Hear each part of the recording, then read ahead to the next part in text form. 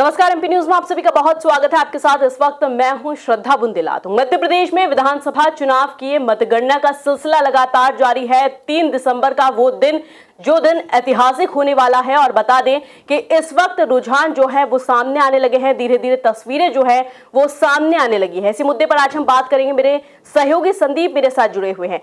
संदीप, किस तरह की तस्वीरें फिलहाल मध्य प्रदेश में देखने को मिल रही है?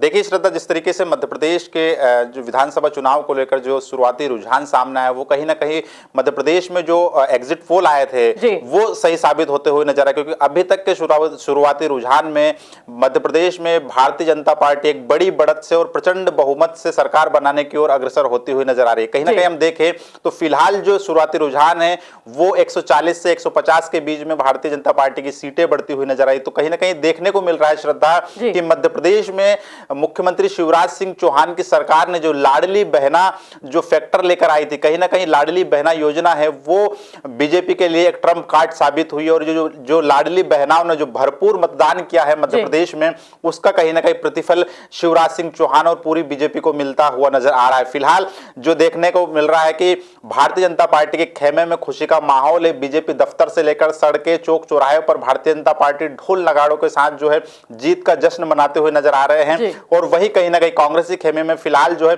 मायूसी का मातम देखने को मिल रहा है। पूर्व मुख्यमंत्री कमलनाथ जरूर लगातार पीसीसी दफ्तर में बैठकें ले रहे हैं, लीगल सेल से चर्चा कर रहे हैं, लेकिन फिलहाल जो शुरुआती आंकड़े हैं वो भारतीय जनता पार्टी को एक बड़े जश्न का मौका देते हुए नजर आए। लेकिन जो ये तस्वीर है वो दोपहर तक बदलती हुई भी नजर आ सकती है। बिल्कुल, तस्वीरें बदलती हुई भी नजर आ सकती है। लेकिन संदीप, अगर हम यहाँ बात करें बीजेपी और कांग्रेस की, तो बीजेपी में कई जगह तस्वीरें सामने आई जहां पर कार्यकर्ता और नेता जो है वो खुश होते हुए नजर आ रहे हैं, अपनी जो खुशियां हैं वो बांटते हुए नजर आ रहे हैं और लड्डुओं के साथ मिठाइयां भी यहाँ पर बांटते हुए नजर आ रहे हैं। किस तरह से देखते हैं आप इसे? जी, निश्चित तौर पर पहले कहा जा रहा था कि एक लंबा शासन है 18 साल का भारतीय जनता पार्टी का, शिवराज सिंह चौहान के जो खिलाफ है एंटी इनकम्बेंसी देखने को मिल सकती है। और भारतीय जनता पार्टी का जो आलाकमान है उसने भी मध्य प्रदेश में मुख्यमंत्री का चेहरा घोषित नहीं किया था।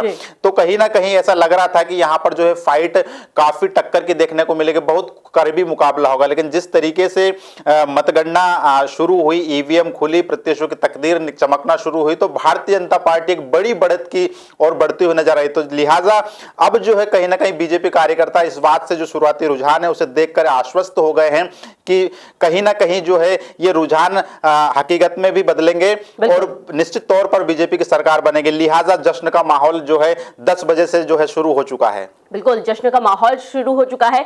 लेकिन संदीप, मैं आपको बता दूं कि इस बीच एक और तस्वीर सामने निकल कर आई है जिसमें केंद्रीय मंत्री ज्योतिरादित्य सिंधिया जो है मुख्यमंत्री शिवराज सिंह चौहान से मिलने के लिए पहुंचे हैं। किस तरह की यह मुलाकात रही होगी? निश्चित तौर पर ये राजधानी भोपाल की एक बड़ी सियासी हलचल है। नतीजों शुरुआती रुझान के बीच में केंद्रीय मंत्री ज्योतिरादित्य सिंधिया यानी कि महाराज शिवराज के पास मुलाकात करने जाते हैं उनके आवास पर।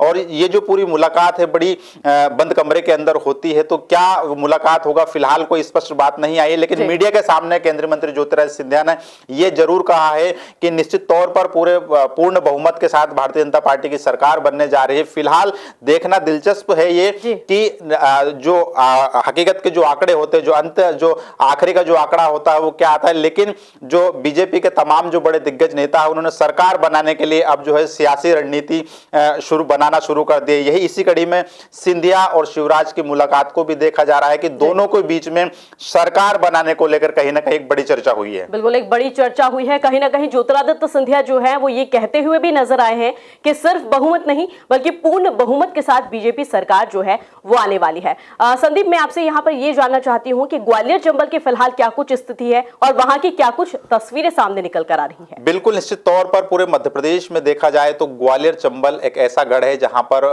देश की जो है सियासत की नजरें टिकी हुई है। क्योंकि यहां से ज्योतिरादित्य सिंधिया का रसूख चलता है और वो कांग्रेस छोड़कर भारतीय जनता पार्टी में पिछली बार शामिल हुए थे, कमलनाथ की सरकार को गिराने में अहम भूमिका निभाई थी। लिहाजा इस बार शिवराज के साथ महाराज है। तो ऐसे में बीजेपी को ज्योतिरादित्य सिंधिया कितनी बड़ा दिलवा पाते हैं, कितना अपना जादू दिखा पाते हैं, इसीलिए ये पूरी नजरें सियासत की ग्वालियर चंबल में टिकी हुई। और सबसे बड़ी बात यह है कि यहाँ पर वो अहम चेहरे हैं मध्य प्रदेश की सियासत के, जो चुनाव के मैदान में उतरे। हम बात करें केंद्रीय मंत्री नरेंद्र सिंह तोमर की, जो है गृह मंत्री नरोत्तम मिश्रा की, माया सिंह की बात कर ले, तो ऐसे तमाम बड़े जो नेता हैं वो ग्वालियर चंबल से चुनाव लड़ रहे हैं। तो कहीं ना कहीं बड़े नेताओं की प्रतिष्ठा पे दांव पे है और 34 सीटें आती है ग्वालियर चंबल में, श्रद्धा। तो ये एक बड़ा फैक्टर देखने को मिल रहा है, क्योंकि ग्वालियर चंबल ही कहीं ना कहीं मध्य प्रदेश में बीजेपी हो या कांग्रेस की सरकार बनवाने में सत्ता का रास्ता तय कराता। तो लिहाजा यहां पर सिंधिया, क्योंकि देखे तो सिंधिया के कई बड़े समर्थकों, जो कई ज्यादा समर्थक है, उनको बीजेपी की तरफ से टिकट दिया गया है। तो यहां पर सिंधिया ने मेहनत करने में कोई कसर नहीं छोड़ी है और पूरे तनमन से उन्होंने जो है प्रचार किया, काफी खूब चुनावी पसीना बहाया। तो लिहाजा ऐसे में सिंधिया का जादू क्या देखना जो जादू है वो देखने को मिलेगा, देखना दिलचस्प है। बिल्कुल।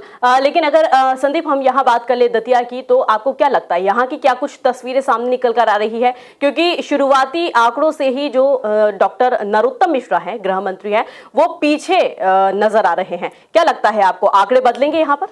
निश्चित तौर पर देखिए श्रद्धा कि नरोत्तम मिश्रा एक बड़ा नेता कहा जाता है मध्य प्रदेश की सियासत में और सीएम के चेहरे के रूप में भी उन्हें देखा जा रहा है। और ऐसे में शुरुआती रुझान में अगर नरोत्तम मिश्रा पीछे चलते हैं चुनाव में, तो ये हैरान करने वाली बड़ी बात है, क्योंकि नरोत्तम मिश्रा कद्दावर नेता कहलाते हैं और ऐसे में यहाँ पर उनके सामने जो राजेंद्र भारती है वो आगे चल रहे हैं। तो कहीं ना कहीं ये जो रुझान है न सिर्फ भारतीय जनता पार्टी को, बल्कि जो भिंड मुरैना या फिर अगर कहें मध्य प्रदेश की जो जनता है उसको हैरान करने वाली आंकड़े हैं। और फिलहाल ये आंकड़े बदल भी सकते हैं, लेकिन जो शुरुआती रुझान है वो अगर नरोत्तम मिश्रा यहाँ पर पीछे चल रहे हैं, तो क्योंकि देखा जा रहा था नरोत्तम मिश्रा हमेशा अपनी जीत को लेकर आश्वस्त है, दतिया से जो है काफी बड़े नेता भी कहलाते हैं और शुरुआत से ही काफी जन समर्थन वो ले रहे थे चुनाव प्रचार के दौरान में। लेकिन कहीं ना कहीं ये जो कांटे का मुकाबला है वो हैरान कर देने वाला है और तस्वीर कुछ भी हो सकती है आने वाले समय में। बिल्कुल। लेकिन क्या लगता है आपको, मध्य प्रदेश की तस्वीर कब तक साफ हो जाएगी?